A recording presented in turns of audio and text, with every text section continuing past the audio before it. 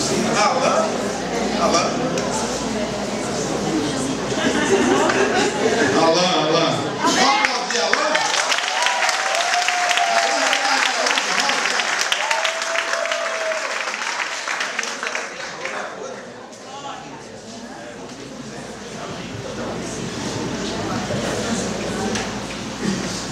Aleluia!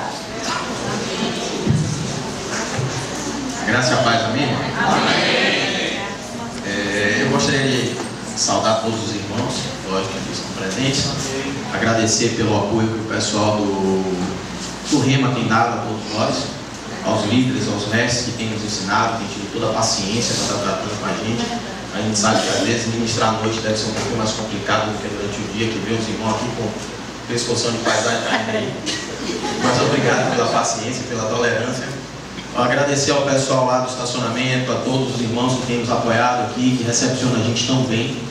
A vocês, amados, que sempre estão aí brincando com a gente, conversando e nos apoiando. Queria agradecer ao meu pastor Serginho, que sempre está do nosso lado, do lado da minha esposa, sempre nos apoiando. Na verdade, a igreja Máquina foi a pessoa que nos apresentou o Rema, nos trouxe o conhecimento dessa escola e, inclusive, manteve minha esposa no primeiro ano e parte do segundo ano. Depois Deus honrou, a gente teve condições de caminhar com as próprias pernas e, graças a Deus, conseguimos chegar no final. Esse homem, principalmente, porque foi quem sempre esteve ensinando a gente, está auxiliando a gente, mesmo quando a gente ainda não tinha, nem sabe fazer o Rema. Ele já dava esse suporte a gente fazia estudos na casa dele até tarde. E isso apoiou muito e motivou muito a gente a querer fazer o Rema e conhecer mais dessa palavra, que fez a gente crescer tão rápido. Eu gostaria nesse momento de convidar os irmãos a curvar a face agora para a gente fazer uma oração. Senhor, meu Deus, gostaria de agradecer, Pai, por mais esse momento, Senhor, de poder estar trazendo a Tua palavra. Senhor, eu entrego essa ministração em Tuas mãos, Pai. Que não seja eu aqui a falar, Senhor, mas sim o Senhor falar através da minha boca, Senhor. Senhor, prepara o coração de todos os nossos irmãos, Pai, para que eles estejam prontos para receber a Tua palavra, Senhor. Que eles não julguem quem está aqui na frente, Senhor, mas sim a palavra que está chegando ao coração deles. Amém. Amados, como quase todos aqui, eu comecei com um perfil de ministração, né? Porque a gente tenta sempre pensar no que é melhor ministrar. E eu disse, vou levar uma palavra como é que diz? Autoridade do crente. Vou falar sobre a autoridade do crente. Acho que vai ser bacana. Depois eu disse, não, vou mudar. Eu vou falar sobre prosperidade. Né? Vai ser mais forte. Principalmente que a gente teve uma aula antes, eu digo, glória a Deus, que negócio bacana, eu quero falar sobre isso. E depois mudou de novo. Só que mudou para a primeira coisa que eu tinha pensado, a primeira passagem, a primeira palavra que eu tinha pensado antes. Né? Deus falou no meu coração através do irmão que está aqui também, né? Por incrível que pareça, no WhatsApp. Que a gente sempre fica trocando, tem ministração, a palavra do dia, e é muito interessante. Às vezes você está num dia meio atribulado, você recebe aquela palavra, é muito bacana. E através dessa situação que o irmão passou, voltou e o Senhor olhou para mim e fez assim, quem disse que eu quero que você fale sobre isso? E eu tive a certeza de que eu deveria ministrar. Amém? Amém? Deus sabe com quem Ele quer falar e por que Ele está trazendo isso aqui. Na verdade, o meu tema é sobre fé, tá? E Ele me fez uma pergunta, até onde vai a sua fé? E eu fiquei assim pensativo, fiquei refletindo sobre isso. Realmente, até onde vai a nossa fé? Isso. Né? E aí eu fui lendo a Bíblia para buscar o que eu deveria falar sobre isso. E veio a passagem de Mateus 14, 26, 31. Tá?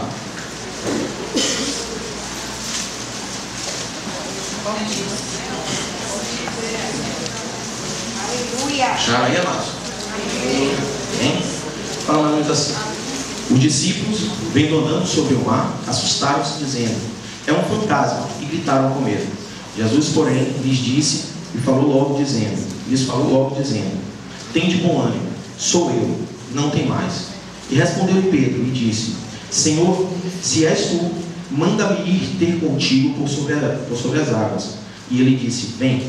E Pedro, descendo do barco, andou por sobre as águas para ter consigo. Mas, sentindo o vento forte, teve medo e começou a ir para o fundo, e algumas Bíblias têm, e começou a submergir. e clamou, dizendo: Senhor, salva-me. E logo Jesus, estendendo a mão, segurou e disse: Homem de pouca fé, por que duvidaste? Aleluia! Amados, a gente para refletir aqui nessa passagem, e a primeira coisa que vem na minha imagem, assim, que vem na minha mente, é Pedro totalmente motivado quando o Senhor diz: vem ter comigo. Ele não pensa em absolutamente nada. Ele age com aquele desejo, aquela vontade, aquele ímpeto que não para nem para pensar o que ele tem ao seu redor. Ele não imagina, ele não olha o contexto, ele simplesmente foca no Senhor, desce do barco, e eu imagino que ele não desceu temeroso se ia conseguir pisar ou não. Para mim, ele botou uma perna, passou a outra e foi, e começou a andar por sobre as águas. Só que em um determinado momento ele errou, porque ele parou de olhar para o foco e começou a olhar para os problemas, para as adversidades, porque ele estava num local aonde a gente jamais imaginava, porque você tentar imaginar alguém andando por sobre as águas é totalmente sobrenatural. Então ele começa a querer ir para o natural e observar para onde ele está, e ele sente o principal, que é aquela tempestade forte. Aonde tem tempestade forte, em alto mar, tem ondas grandes, e com certeza ele também observou as ondas grandes, e aquilo fez com que ele começasse a perder o foco. E aqui a Bíblia diz que ele começou a submergir. Tá? Isso é um outro ponto que a gente vai tocar mais na frente. Ela não diz que ele submergiu de vez, que ele simplesmente afundou. Ele começou, ele iniciou. Não foi simplesmente um ato de afundou. Não. Então a gente vai pensar, depois a gente vai refletir um pouquinho mais sobre esse ponto. Mas agora eu queria tocar na parte onde ele anda por sobre as águas, né? É normal, é comum que a gente se prenda às coisas naturais, né? A gente sempre tende a recorrer à segurança, ao que o natural nos traz. Naquele momento, Pedro poderia ter ficado dentro do barco, como os outros discípulos ficaram. Ali era mais seguro. Aquele pequeno barco trazia para ele segurança, certo? Mas o que é que tem de negativo nessa história toda? Os outros discípulos não experimentaram, mesmo que por pouco tempo, o sobrenatural de Deus. Eles ficaram presos no natural e não tiveram essa experiência com Deus. Eles perderam a oportunidade. Eles poderiam ter ido lá, eles poderiam ter colocado o pé, ter sentido o poder de Deus. Mas eles não quiseram fazer isso. Eles ficaram no que era natural, no que era seguro. Eu conheço aqui, eu vou ficar aqui, porque aqui eu sei que eu não vivo. Mas eles perderam a oportunidade, amado. O Senhor ministrou na minha vida, porque nós passamos por algumas situações até chegar aqui. E se a gente fosse ficar focando nos problemas, a gente não iria ter terminado o remo, a gente não iria ter, na verdade não teria nem começado. A gente não teria nem começado, tá? Deus dá pra gente o direito de escolha. Você tem o direito de escolher o que você quer fazer. Só que muitas vezes, amado, a gente perde o foco em quem é verdadeiramente o nosso Pai. Porque às vezes a gente fica imaginando, a irmã ministrou aqui, falou sobre o Pai, a questão da segurança que o Pai nos traz, né? E às vezes a gente está em cima, na borda de uma piscina. Alguém já viu essa cena aqui, com certeza? E o pai estica o braço e o moleque se joga com vontade. Ele não para imaginar que aquilo está muito mais fundo do que ele simplesmente ele se joga. Mas aquele pai que não dá uma boa referência para seu filho, quando ele pensa em descer, ele faz assim, ó, chama o pai, faz aquele show, chama o pai, bota o pé e ele tenta ver se não larga a bola da piscina, porque ele quer estar no natural. E Deus está pedindo a gente, amados, se joga. Não olha para o outro, se joga. Mas a gente tende a querer se prender no natural. O que mais me preocupou quando eu vi essa palavra foi: filho, quando está todo mundo motivado, todo mundo se joga que nem olha. Mas depois que passa a motivação inicial, todo mundo começa a olhar para os problemas e dizer: meu Deus. Aí começa aquela oração, né, que só eu fiz. Ô Senhor, está se levantando um problema tão grande, Pai. Me ajuda, Senhor, me dá força, Senhor. Eu não tenho capacidade, eu não tenho competência, Senhor, para resolver esse problema. Geralmente a gente faz isso. E Deus falou comigo: pare de dizer isso. Faça o contrário. Faça o inverso. Ei, problema? Olha o tamanho do Deus que vem aí, ó. Se você continuar aqui, Ele vai culpar você. Ele está dentro de mim. Basta apenas eu abrir minha boca. Foi ministrado hoje aqui que você abre a boca e tudo acontece. Mas, amados, tudo na vida você tem a opção de escolha. E Deus coloca para a gente também alguns deveres e algumas obrigações. Se a gente for olhar, se não me engano, é Marcos 11, ele diz: se você disser ao monte, ergue-te e lança-te no mar, e não duvidar no seu coração, que se fará aquilo que diz, assim será feito. Mas ele bota duas condições. Você tem que dizer, e você não pode duvidar no seu coração que se fará aquilo. Então a gente precisa ter fé.